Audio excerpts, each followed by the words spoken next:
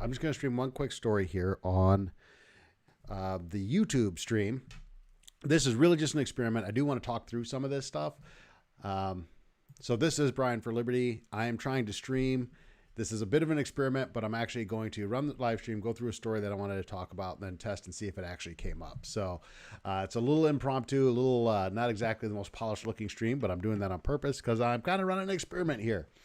Before I put all this effort into making sure it works, I want to make sure that it works. Does that make any sense whatsoever? So I wanted to, oh my God, there's so many crazy stories out there. And I think this one might be my favorite. There's a GO plan for an execution spree if Trump wins the White House.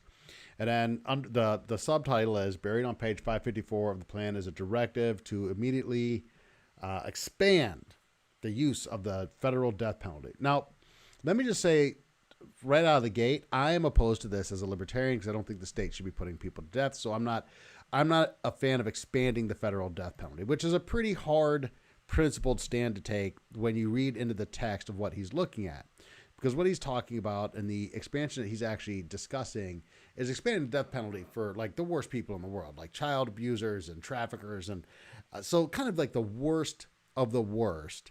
So that if you take a stand against it, you are automatically, because this is the way our society functions, you're automatically going to have to start protecting yourself from like the slings and arrows of people saying, oh, you stand with these horrible people or you're supporting this horrible behavior.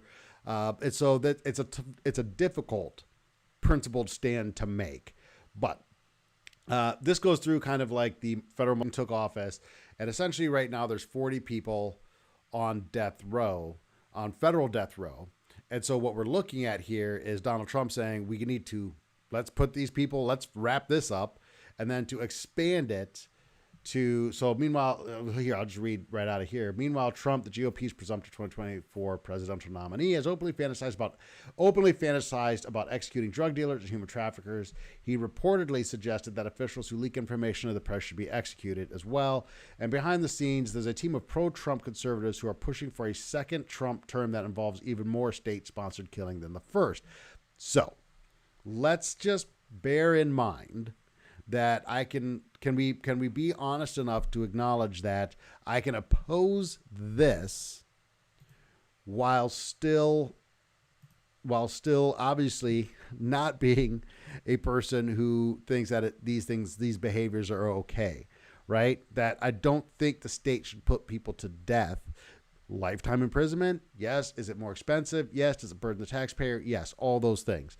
But the idea that the state should be putting people to death is something that I oppose. And so I oppose the death penalty.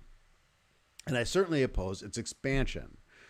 So that's it. I mean, for me, the Huffington Post, the problem that I have with this whole article is there's this, why be so hyperbolic in your headline? Because I need clicks and I need shares. They need people like me to get on here. Not like me, because I'm a tiny little creator, but people like me to get on here and talk about this stuff in this hyperbolic way. And they also want Democrats and independents to look at an article like this and not really read into the details and not really get deep into it, but to have kind of this visceral anti-Trump. It's like, let's pile onto this visceral sort of anti-Trump feeling. And this is a great way to do that by, throwing a headline with Trump's name in it and executions and all these terrible things. And that way, this helps that cause, this kind of just that it's not a genuine, let's just say it's not a genuine anti-Trump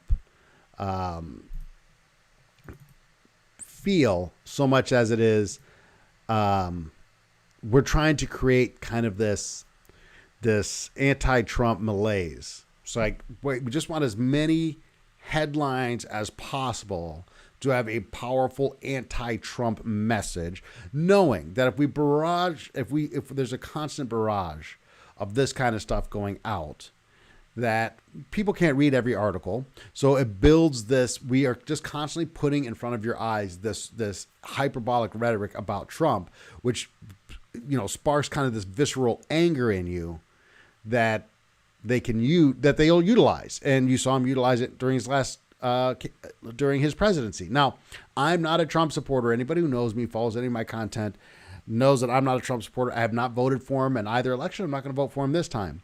But it's this kind of manipulative tactic by media that is destroying the credibility of journalists. And so I just wanted to talk about this story, point out exactly what it's talking about, and more importantly, just kind of